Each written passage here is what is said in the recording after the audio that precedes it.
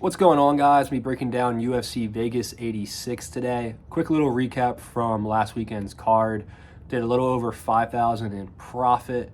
Cashed on Pogues, on Metaros. We hit on Molly first round sub. We hit on Radkey knockout. We cashed on pretty big on Zhang Yang Li. And then our only misses were Dober KO and Maximum Decision. So $5,000 profit last week. Let's keep that rolling into this card. We got 14 fights. Only we breaking down the main card here. Only going to break down fights that I've taped. I haven't fully taped this card yet. So enough talk there. Let's get right into it. First fight that I'm going to be breaking down is going to be Carlos Prates versus Trevin Giles. I hit Prates pretty heavy here. We have $2,200 at minus 220, and the line's starting to steam, man. I capped this about minus 300, about 75%. Prates, because stylistically, this may be the worst matchup for Giles. When he's having success in the UFC, typically it's when he's at range in these low-pace striking matchups with lower-level guys.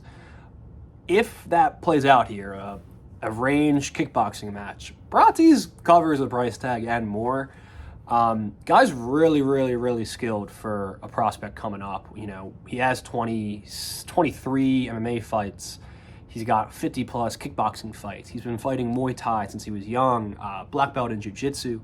Guys definitely checks the boxes when it comes to debuting fighters. And my big thing here is he has death touch. He's putting guys out with the jab.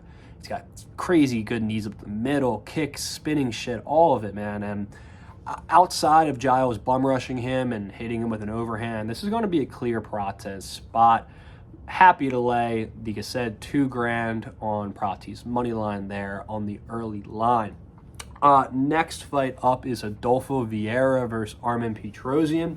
This is a rebooked fight, and nothing's changed here. I am still on Rodolfo Vieira, and it seems like that is not where people are going with this fight. Everyone I see is pretty confident in Petrosyan, and my question is what would be the ideal fight for Adolfo Vieira? You know, remove this matchup, like just technically speaking, what would be the best matchup for Adolfo? And that's a kickboxer who can't defend takedowns. And what do we got? We got Armen, who's a kickboxer who literally has the worst takedown defense in the UFC.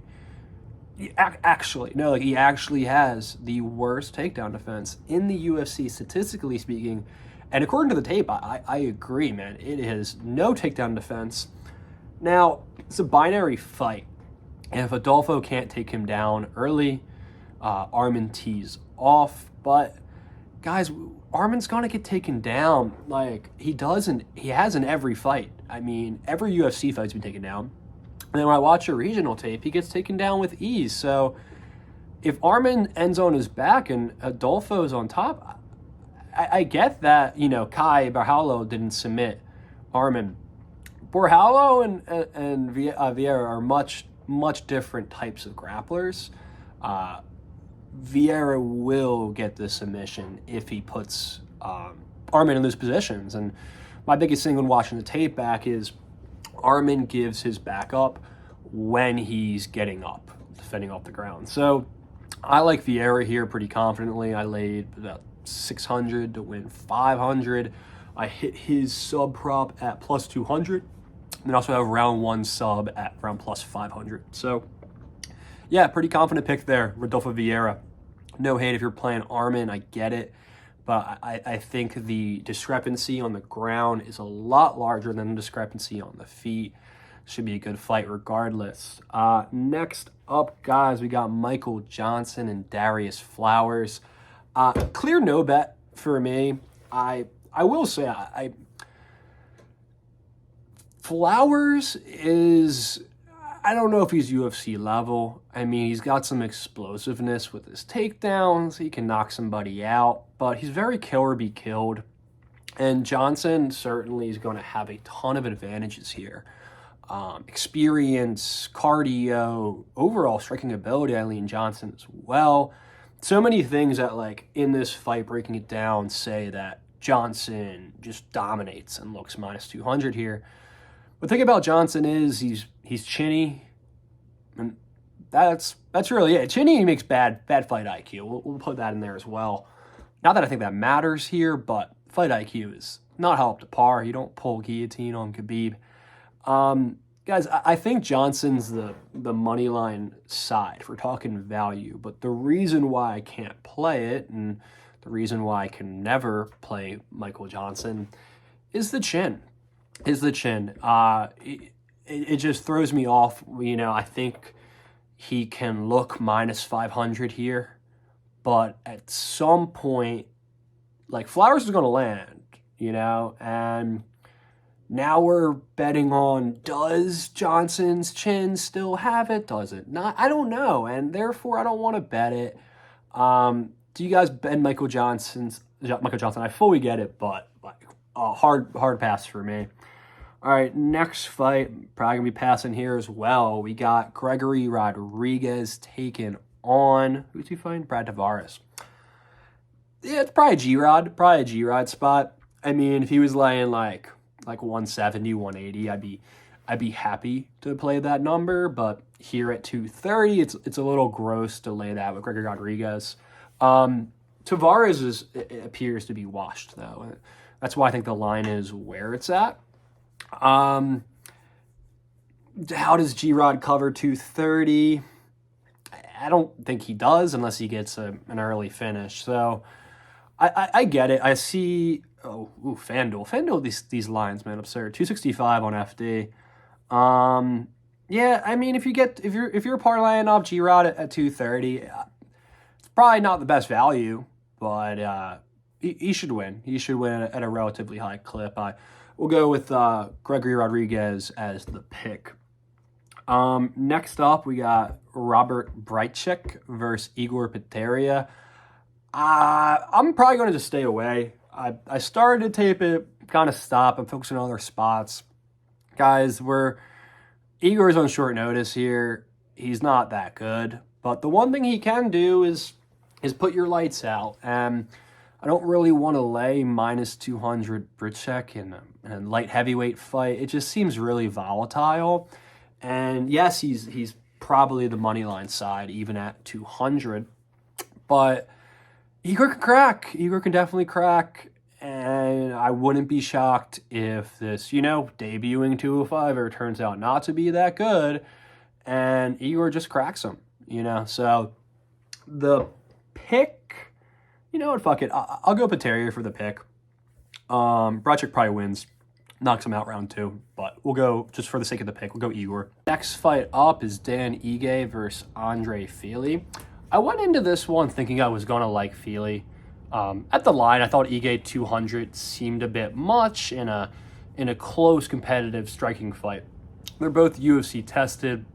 It's not really a matter of like who's more experienced. I both think they have, a ton of good fights, ton of good wins. Both when they step up, they haven't. But I don't want to get too much into the stylistics here. I think both are going to find success in the striking. But the main thing I keep falling back on, and what I see in every Fili fight that I watch, is his chin.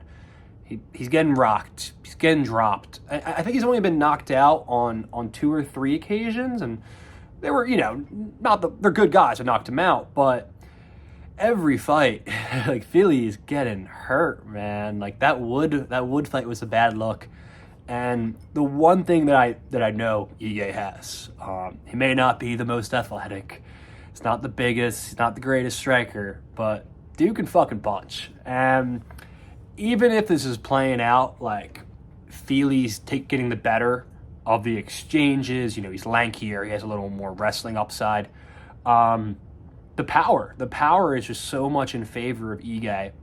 And I don't think that this fight can play out on the feet for 15 minutes without Fili getting rocked, getting hurt, getting dropped. So if this line keeps coming down, I saw Ige at about 170. I will gladly play Ige. If he reaches 150, 160, that's a money line bet for me. And I'm going to check out what the round knockout props are. I could see that as well, like a round 2 Ige maybe round 3. But I like Dan Ige here. Like I said, I wouldn't touch this 185, but if you're getting that 150, 160, it's good enough to run it. I like it. And then finally, guys, it's the main event. Joe Pfeiffer versus Jack Hermansson.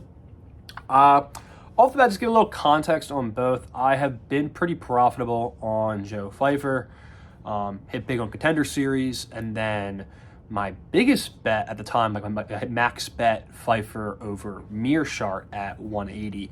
Pretty easy, played it how I thought it would, and I like Joe Pfeiffer. Like, Philly guy, does the right stuff, good story, good champ, he's likable, he's got power, he's good jiu-jitsu.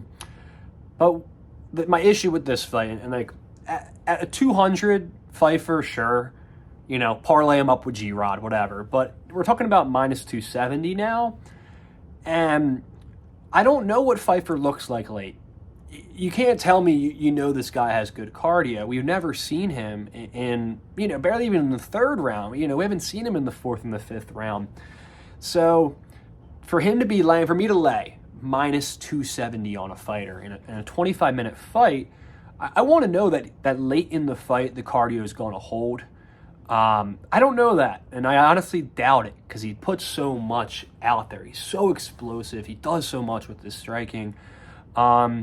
I just kind of picture it this way. Like, I think Hermansson is going to go through hell, and maybe Pfeiffer knocks him out round 1. We all go, hooray, minus 1,000. Great. But the more this fight extends, man, Hermansson's going to be really live. So I'm going to watch what the public keeps doing here. If like pre-fight, I'm getting like a 285, 300 number on Hermansson, I'm playing it. And then reality though, I'm going to look for, it's going to be Pfeiffer knockout early, or probably some Hermansson late, some late props. Still on the Jack side, guys. I know he's getting older, and I know people don't like his style of fighting, but the truth is that he can go full 25, and he's fought the best at 185 in the world.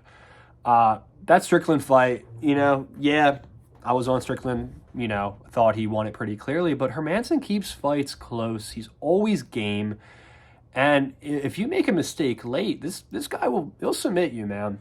So still undecided fully. Like I said, at the current price tag, you can't lay Joe Pfeiffer minus 270. There's too many unknowns there. I'm just going to wait for it live, man. Like I said, I think it's Pfeiffer early, Hermansson late. That is it for this breakdown, guys. If you like the video, throw us a like, throw us a subscribe. We're going to be posting these every single week, so let's make some money.